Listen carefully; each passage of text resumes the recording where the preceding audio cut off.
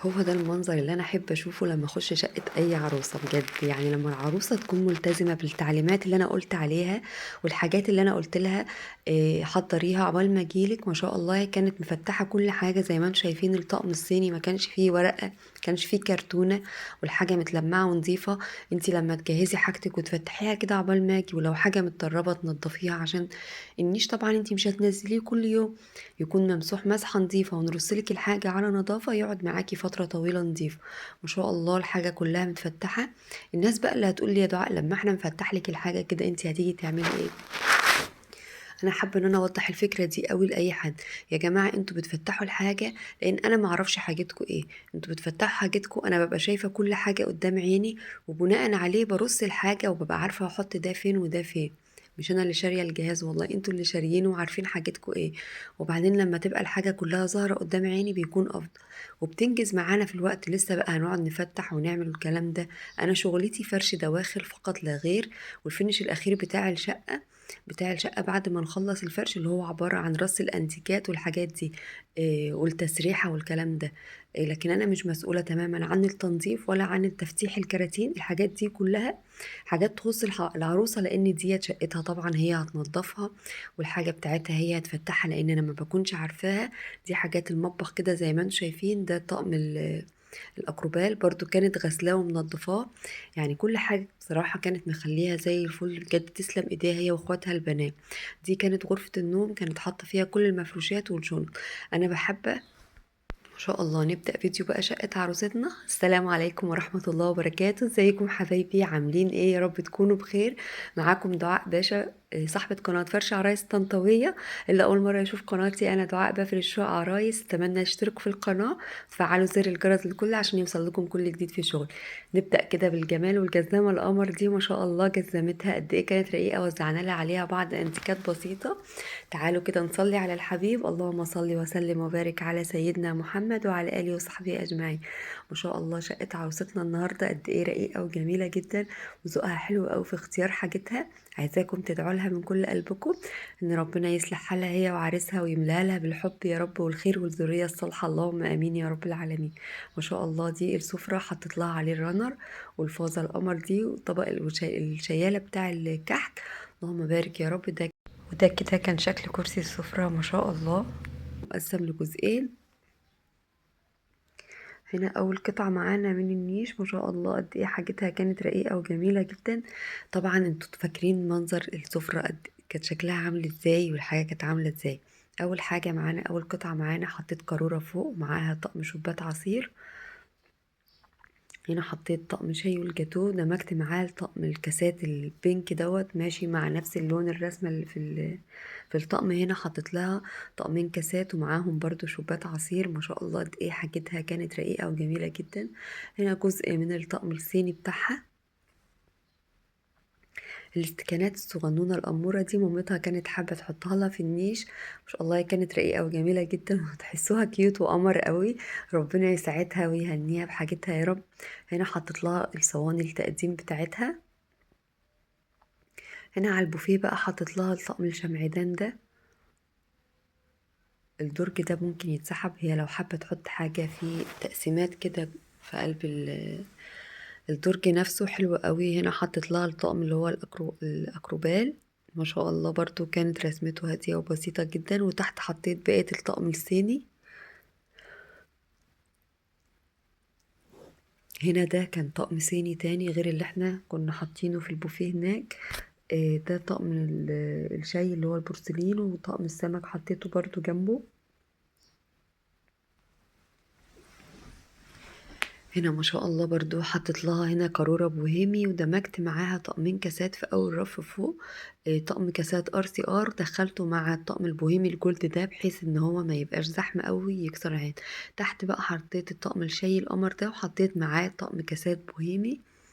هنا ده طقم خشاف بوهيمي ومعاه طقم الشاي والجاتو اللي هو الاطباق بتاع الجاتو اللي ورا، طقم جاتو اطباق. وحطيت معاه طقم كاسات ار تي ار. وهنا بقية الطقم الصيني بتاعها اللي انتوا شفتوه الجزء بتاعه اللي كان في البوفيه. ما شاء الله ربنا يبارك لها ويسعدها ويهنيها بحاجتها يا رب، اللهم امين. اتمنى ان رصة نيش عروستنا النهارده تعجبكم. لو عجبتكم ما تنسوش تكتبوا رأيكم في الكومنتات واللايك الحلو بتاعكم عشان تدعموني. انا عارفة والله ان انتوا بتحطوا لي اللايك وكومنتاتكم الحلوة على الفيديو بتاع الشقة الأخيرة اللي انا كنت منزلاها. تسلمولي ويسلم تشجيعكم ليا. هنا ما شاء الله الساعة القمر اللي كانت حطاها على الحائط دي، وقد ايه الستاير بتاعتها كانت رقيقة وجميلة جدا. هنا الانتريه ما شاء الله ربنا يبارك لها يا رب. هو يعتبر انتريه صالون كده، يعني شكله حلو قوي ورسمته بسيطة ورقيقة. مكون من 2 كنبة و2 كرسي فوتيه، ودخلت معاهم ال3 ترابيزات التدريجي دول. ودي الترابيزة الأساسية بتاعته. ما شاء الله الترابيزة قد ايه كانت قيمة وحلوة جدا. كان معاه قطعة شازلونج أو باف صغير كده هنشوفه مع بعض دلوقتي. دي كانت شكل الترابيزة، حطيت عليها الفازة الكريستالي القمر دي والطفاية والبونبونيرة. ما شاء الله ربنا يبارك لها يا رب. قد ايه السجادة كانت جميلة ورقيقة جدا. ربنا يسعدها. هي دي القطعة الرابعة اللي كانت موجودة، او الخامسة اللي كانت موجودة في الانتريه. ما شاء الله الرسمة والتفاصيل بتاعته كانت حلوة جدا. ربنا يسعدها ويهنيها يا رب. الوانات الستاير كانت ماشية جدا. احلى حاجة ان هي كانت مغمقة شوية لون الستاير. زي ما انتم شايفين الصالون بتاعها لونه فاتح. والسجادة برضو لونها فاتح. ما شاء الله تفاصيله قد ايه كانت قمر. ربنا يسعدها ويهنيها يا رب. والطلعة الخضرا دي مديها روح حلوة قوي للمكان. والطابلو بقى القمر ده ما شاء الله ربنا يبارك لها ويسعدها ويهنيها يا رب. كان عاجبني قوي بصراحة. شكله قيم وشيك جدا. ده كده الشكل العام للريسبشن كامل. ما شاء الله ربنا يسعدها ويهنيها بكل تفصيل في شقتها، ويصلح حالها هي وعريسها يا رب. اللهم امين. تعالوا بقى نشوف غرفة الليفينج اللي هي تحسوها مودرن شوية. احنا كنا في بره نيو كلاسيك، هنا المودرن شوية. قد ايه الغرفة دي خطفتني قوي بكل تفاصيلها. التابلو اللي هي كانت جايباه، الانتيكات، الديكورات بتاعتها، تحس ان التابلو واخد من الركنة مع الستارة. ما شاء الله انا بحب قوي الاذواق الهاديه الرقيقه دي. هنا ما شاء الله السجاده بتاعتها برضو كانت قمر قوي. عملت لها المفرش كده بالشكل دوت. حطيت لها برضو بونبونيره والسحابه بتاع المناديل. هنا ده كان الشاشه بتاعتها. اللهم بارك يا رب. كانت عامله ارفف ديكوريه كده، وزعنا لها عليها الديكورات القمر اللي هي كانت جايباها دي. ما شاء الله شكلها حلو جدا. ربنا يصلح حالها يا رب. وزعناها كده تدريجي من الكبير للصغير، وفي نفس الوقت حطينا الحاجة بشكل شيك وحلو جدا. كانت جايبة برضو الزرع الأخضر. هنا كان شكله حلو قوي. تحسوا ان الزرع الأخضر في أي مكان بيدي روح حلوة كده للمكان اللي فيه. تعالوا بقى نشوف تفاصيل غرف جوه. دي أول معانا الستارة بتاع الطرقة أول ما بندخل. ده كده الشكل العام للطرقة بتاع الغرف جوه. ما شاء الله كانت برضو جايبة فيه طابلوهات حلوة قوي، والسجادة بتاعتها برضو كانت جميلة جدا. وزعت كده الطابلوهات على الحيطة بالشكل دوت. ما شاء الله الطابلوهات كانت قمر قوي. تعالوا بقى نشوف مع بعض غرفة الأطفال. ربنا يبارك لها ويرزقها يا رب بالذرية الصالحة، اللهم آمين. ما شاء الله الغرفة قد إيه كانت رقيقة وبسيطة قوي. هنا ده كان الديب فريزر، كانت ماركته فريش. تقولي يا دعاء هي حاطاه في الغرفة ليه؟ عشان المساحة جوه في المطبخ هتشوفوها معايا دلوقتي. هنا دي الملايات بتاعتها والدفايات بتاع الأطفال. دي برضو بطانية أطفال، بطانية للسرير الكبير مفرد، ودفايات. هنا برضو كوفرتة ودفاية. ما شاء الله حاجتها قد ايه كانت رقيقة وجميلة. انا عامه مش بنحب نحط حاجه خالص فوق الدولاب، بس هي العروسه حطاهم مؤقتا دلوقتي، وبعد كده هي هتشيلهم تحطهم تحت السرير. دي فوط بقى يمننا من غرفه النوم. وفوق تقريبا كنت حاطه بطانيه. هنا بقى في الجزء التاني ده المكان الخاص بالعريس. احنا سايبين له برضو مكان هناك، بس هو لبسه زيادة حبتين. العريس مسيطر على المكان هنا وهناك. ما شاء الله ربنا يبارك لهم يا رب. هنا ده كان منظر الشكل العام للسرير. اللي هتقولي يا دعاء هي فرشة ملايات مؤقتا. هي خدت المفارش بتاع السرير بتكويها بره، فكنا حاطين لها طقم الملايات الابيض ده. والله العظيم انا شايفه ان الطقم زي الفل، مش محتاج مفرش اصلا. بس هي كانت جايبه فعلا بالفعل مفارش، بس كانت بتكويها عند المكواجي، والمكواجي تقريبا كان قفل او حاجه زي كده فما جابتهاش. تعالوا بقى نشوف تفاصيل غرفة النوم والأجواء الرومانسية اللي احنا عاملينها للعروسة في الغرفة. ما شاء الله اللهم بارك يا رب. قد ايه غرفتها كانت رقيقة وجميلة جدا. والله الواحد ربنا يعلم انا كنت بعملها لها بحب قد ايه، لان عروستنا حتة قمر. وعروس واخواتها البنات بصراحة ناس ذوق محترمين جدا. ربنا يبارك لهم يا رب. عملت لها البلالين كده ونزلت منها شرايط حمرا كده، والورد القمر دوت حطيت لها كده ورد ابيض كده، بحيث ان هو يكون حاجة مختلفة وفي نفس الوقت شكلها شيك وجميلة، ربنا يبارك لها يا رب. عملت لها كده كلمة لاف، اختصارا لكلمة لاف، وعملت لها قلبين كده داخل بعض، وحطيت لها برضو شموع في الارض. هنا على الكومود حطيت لها الاباجورة والوراقة بتاع المناديل. ده كده كان شكل ظهر السرير من ورا، ما شاء الله كان حلو قوي. الغرفة بتاعتها ما شاء الله كانت جميلة جدا، ربنا يبارك لها يا رب. عملت بقى زي قطعة كده في التسريحة، عندها قطعة كده في التسريحة، وزعت لها بقى فيها الشنط وبقية المكياجات بتاعتها. ما شاء الله رصت لها كل الشنط بتاعتها كده، وحطت لها كام نضاره كده زي شكل ديكوري اكسسوري كده، يبقى شكله حلو جدا. وهنا بقى حطت لها بقيه البرفانات والحاجات بتاعتها الخاصه بالتسريحه، مع ان التسريحه مش فاضيه، بس احنا حاولنا ان احنا نلم الدنيا على قد ما نقدر. هي كانت جايبه صينيه كده للتوزيع البرفانات والحاجات، حطينا لها فيها كده. حلوة قوي القطعة دي، تحسوها أثرية شوية للسلاسل والإكسسوارات والحاجات دي. ومنظم الميك اب حطينا فيه الميك اب. مش هقول لكم في المراية، اقول لكم متنسوش تحطوا لي اللايك عشان تشجعوني بقى. والله العظيم انا معايا فيديوهات كتير مش عارفة انزلها يعني، مش عارفة الوقت مضغوطة يعني. انا بحمد ربنا ان انا بنزل لكم الفترة دي على قد ما اقدر والله. بس يعني ضغطة بقى، انتوا عارفين يعني ضغطة الشغل مع كده. بس احنا بدأنا بقى في اول رمضان، هحاول على قد ما اقدر انزل لكم بقية الفيديوهات قبل ما نبدأ الموسم الجديد. هنا الشاشة والتكييف والستارة بتاعتها.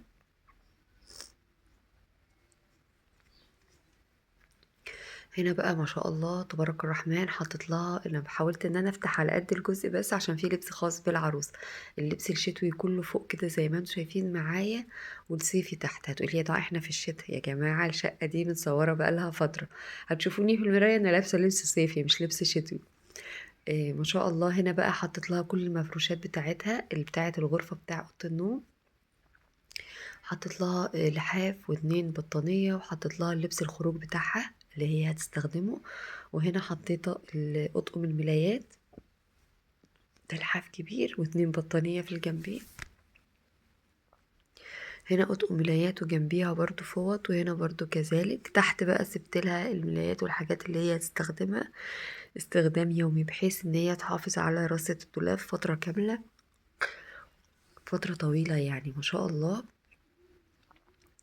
ده كده كان شكل الدولاب بتاعها. اتمنى ان رصة الدولاب بتاعتها تعجبكم، وربنا يصلح حالها ويسعدها ويهنيها هي وعريسها يا رب. عايزه اقول لكم ان الهيلز القمر اللي هي كانت جايباه الفرو بتاع الشقه ده كان شكله شيك جدا، عجبني قوي. قلت لها حاسه ان هو لايق على الديكور اللي احنا عاملينه لها في الغرفه. ما شاء الله ربنا يبارك لها يا رب.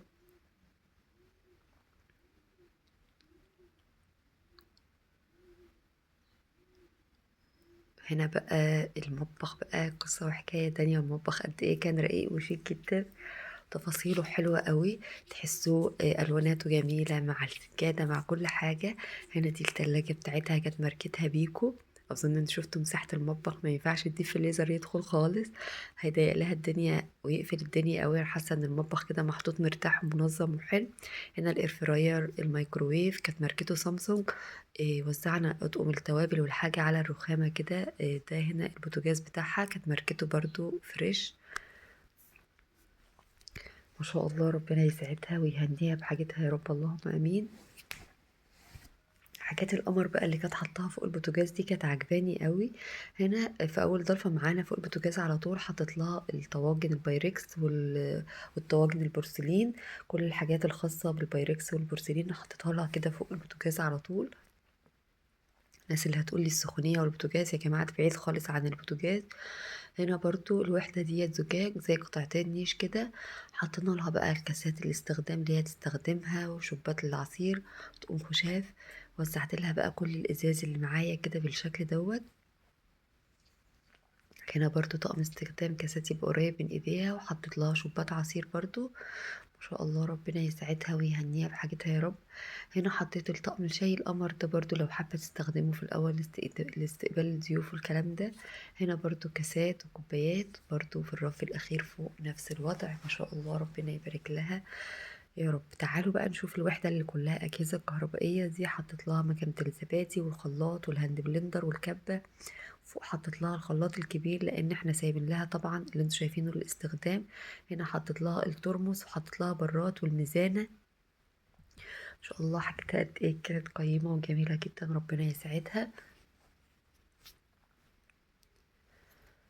هنا بقى حطيت لها فوط الاستخدام يعني الدرج ده خصصناه للفوط والاكياس والحاجات الخاصه بالمطبخ. منظم بقى دوت حلو قوي.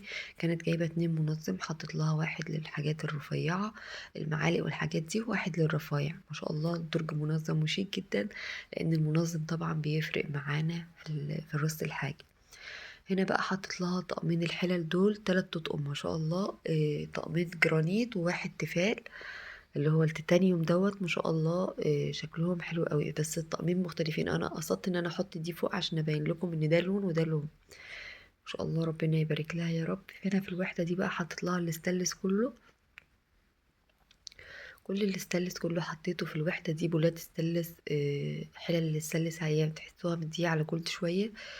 كل القلايات بتاعتها برضو هنا برضو حطيت لها كل البلاستيكات. هتقولي لي يا دعاء الدنيا زحمة قوي. حاولت والله على قد ما اقدر ان انا انظم الدنيا، بس هي كانت جايبة بلاستيكات كتير جدا. علب بلاستيك والبولات البلاستيك بتاعتها. في طرفة تانية كمان فيها علب بلاستيك مليانة علب كتير جدا للمطبخ. هتشوفوها معايا دلوقتي. هنا حطيت لها طقم العشاء اللي هي هتستخدمه. حطيت برضو شوبات للعصير وللمية. وفوق برضو دي بقية الحاجة بتاعتها. ما شاء الله ربنا يبارك لها يا رب. هنا دي العلب بتاع الخزين اللي انا قلت لكم عليها. فوق بقى في الارفف اللي فوق دي انا بصراحة ما لحقتش ان انا افتح الحاجة، او ما عرفتش ان انا اطلع اجيبها وكده، والسلم والكلام ده كنت اصلا مستعجلة. فده كده الشكل النهائي لمطبخ عروستنا. اتمنى ان شغلي النهارده في شقة عروستنا يعجبكم. لو عجبكم متنسوش تشتروا رايكم في الكومنتات وسبسكرايب، وانتظرونا في فيديو جديد. سلام عليكم.